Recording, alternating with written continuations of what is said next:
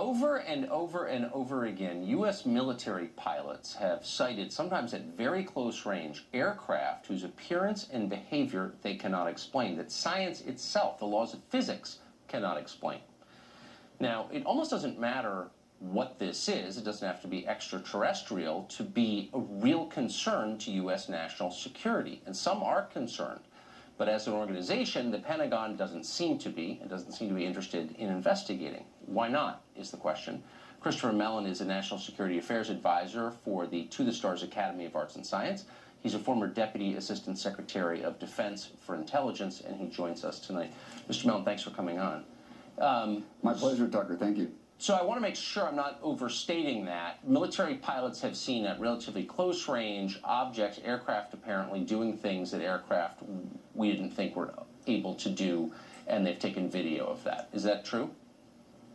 That's true, although that's only part of the evidence. What's so compelling about the evidence is we have our finest military personnel and our most sophisticated sensors all corroborating the information independently on multiple platforms. So some of these platforms are the same platforms we would use to defend the United States from a ballistic missile attack from, say, North Korea. If those systems are malfunctioning in some way, finding that out alone would be a huge benefit. I don't think that's the case. There's no evidence of that. Let me tell you a brief story that may add some color and make this a little bit more palpable.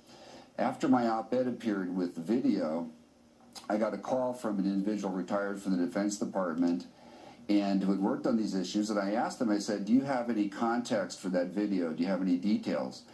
He told me that was one of two videos that came into the Pentagon from the commander of a carrier battle group. And these are his words. He described it as a plea for help, end quote. That's terrifying. So, I mean, these are aircraft unidentified that are operating in very close proximity to the U.S. military, to ships and planes. We can assume it's not American, or they wouldn't be that close. Can we assume that it's aircraft from a foreign country? I mean, do we have a working theory on this? What does the Pentagon think about this?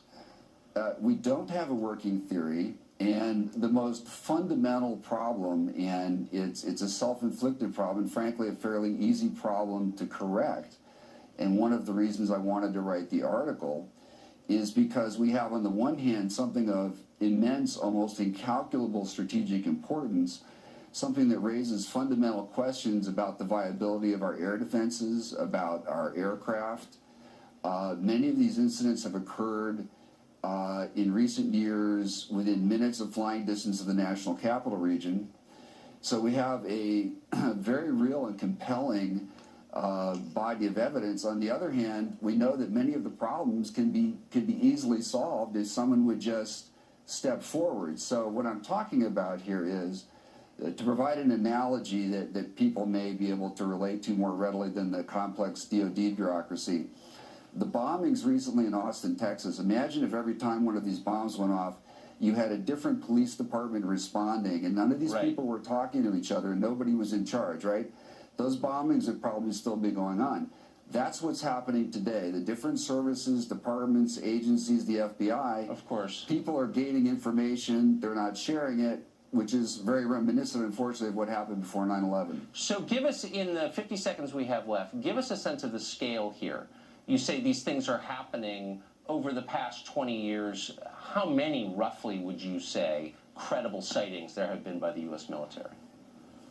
Yeah, it's hard to say over the last 20 years, and there's a difference. And one of the differences is that we're deploying much more capable sensors that provide a higher degree of fidelity. So whereas 15 years ago, we might get pilot reports saying, I saw a bright light out there.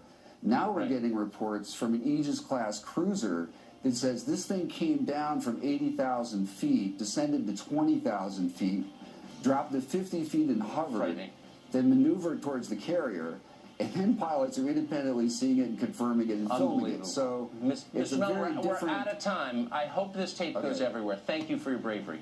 Good to see you. We'll be right back.